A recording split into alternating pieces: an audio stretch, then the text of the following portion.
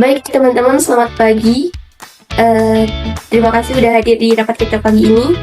Nah, agenda rapat kita kali ini adalah untuk menentukan strategi promosi untuk seminar nasional yang akan kita selenggarakan di tahun ini. Kurang lebih tinggal sekitar 3 minggu. Jadi kita perlu segera menentukan strategi yang paling efektif agar target peserta kita yang minimal 300 orang nanti bisa tercapai. Nah, saya sudah menyiapkan beberapa pengalaman dari kegiatan sebelumnya di tahun lalu. Nanti kita bisa jadikan sebagai pertimbangan. Tapi sebelum itu saya ingin mendengar pendapat dari teman-teman sekalian terlebih dahulu. Silakan. Boleh, Davina. Kalau dari aku sih, kenapa kita nggak fokus aja ke media sosial dulu? Kalau misalnya kita buat konten yang menarik, terus kita upload itu secara konsisten, terus jangkauan kita pasti bisa lebih luas. Nah, terus kita itu bisa pakai aplikasi kayak Instagram, TikTok, sama WA Broadcast. Nah, kalau kontennya itu beda dari orang lain dan mereka anggap itu unik, pasti video kita itu bisa viral dan yang nonton banyak. Izin ya, tapi kalau misalnya aku sendiri sih kurang setuju kalau misalnya kita terlalu ngandelin media sosial. Kalau misalnya dari pengalamanku di beberapa kegiatan sebelumnya itu nunjukin kalau misalnya emang sih engagement media sosial itu tinggi, tapi itu nggak berbanding lurus sama jumlah peserta yang benar-benar hadir.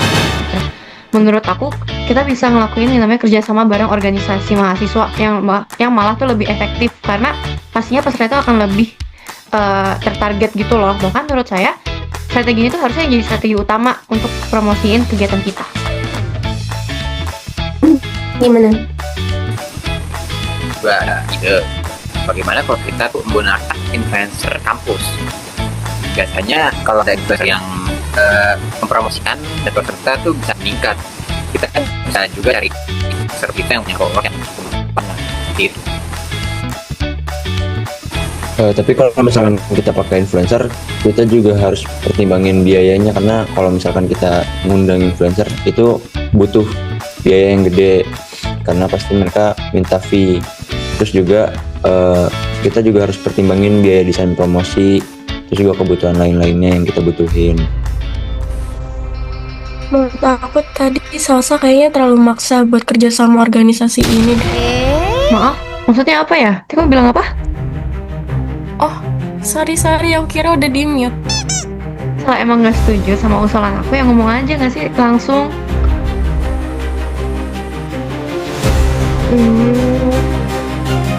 Saya kan cuma merasa strategi kamu yang bilang tadi itu terlalu terbatas jangkauannya. Loh, malah kalau misalnya menurut aku kerja sama organisasi itu lebih jauh efektif dibanding hanya mengandalkan media sosial. Kalau misalnya kita hanya berharap promosinya viral, ya resikonya besar banget. Tapi kalau jangkauan promosi kita kecil, kita juga bisa kekurangan peserta dong.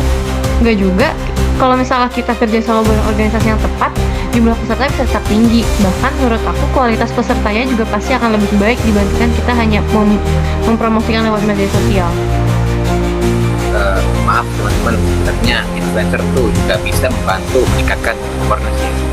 Tapi influencer juga belum tentu efektif, Bik. Oke, kita harus melihat dari sisi anggaran juga. Oke, teman-teman mohon perhatiannya sebentar. Saya paham kalau kita semua punya pendapat masing-masing dan itu berbeda dan wajar banget ya di dalam diskusi. Tapi kalau misalkan kita cuma kekeh di pendapat kita masing-masing, kita nggak akan dapat solusi yang jelas. Supaya diskusi kita jadi lebih efektif dan juga objektif, saya mau menunjukkan pengalaman dari kegiatan sebelumnya terlebih dahulu. Sebelumnya saya mau mengingatkan kalau visi utama dari kegiatan kita di tahun ini itu gimana caranya kita bikin seminar itu nggak cuma ramai tapi juga punya dampak nyata buat partisipan, dan gimana caranya peserta itu bisa tepat sasaran dan juga mereka itu benar-benar engage gitu. Seperti yang saya tekankan di awal tadi, kalau misalkan target kita itu di 300 peserta, dimana jangka waktu yang kita butuhkan untuk persiapan itu cuma 3 minggu gitu. Jadi berdasarkan pengalaman saya di tahun kemarin, kita pakai 3 strategi untuk promosi. Yang pertama ada media sosial, kerjasama organisasi, dan juga influencer mahasiswa. Mungkin dari Salsa boleh dibantu saya buat share screen terkait dengan data dari pengalaman tahun lalu.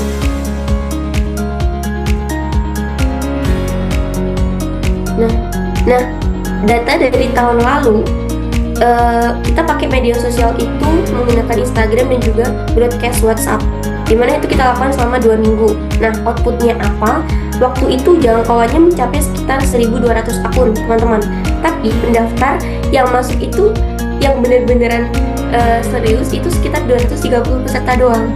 Nah, kalau dari metode kerjasama, itu kita kemarin kerjasama dengan 5 organisasi mahasiswa, di mana waktu itu kita dapat sekitar 180 peserta, tapi tingkat kehadirannya itu mencapai hampir 85%, teman-teman.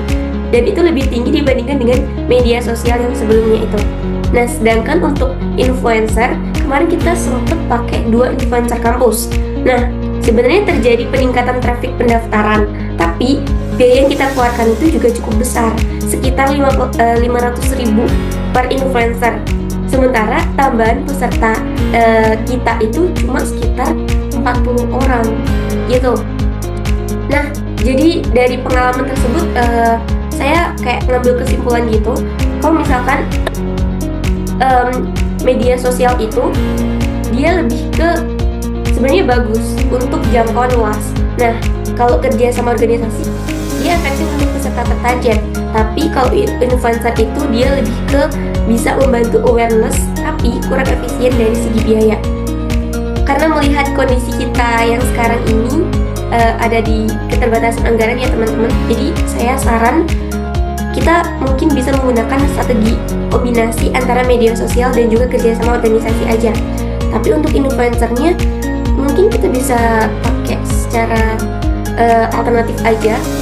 Kalau misalkan ada influencer yang mereka bersedia membantu kita secara kolaborasi tanpa biaya gitu. Dengan strategi itu semoga kita bisa memaksimalkan jangkauannya ya, jadi lebih luas sekaligus efisiensi juga secara anggaran. Gimana menurut teman-teman sekalian? Kalau dari aku setuju sih, media sosialnya tetap dipakai dan dimaksimalkan. Aku juga setuju sih kalau misalnya kita tetap kerja sama organisasi. Yang lainnya?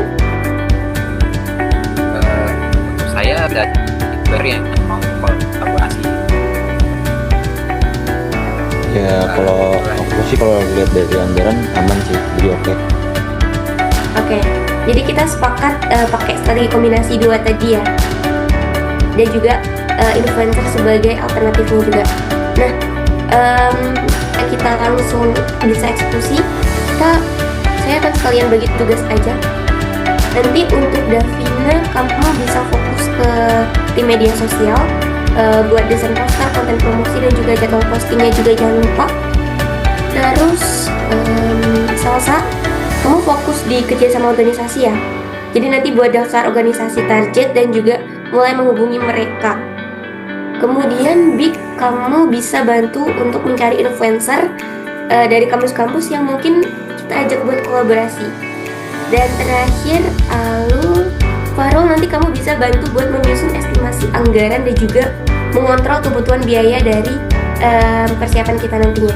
Nah, saya sendiri nanti akan mengkoordinasikan terkait dengan timeline dan juga memastikan progres kita itu berjalan, teman-teman.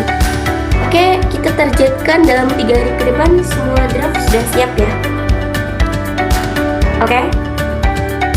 Siap. Baik. Kalau misalkan nggak ada tambahan, mungkin ada teman-teman yang mau menambahkan? Cukup Rasya. Cukup. Oke.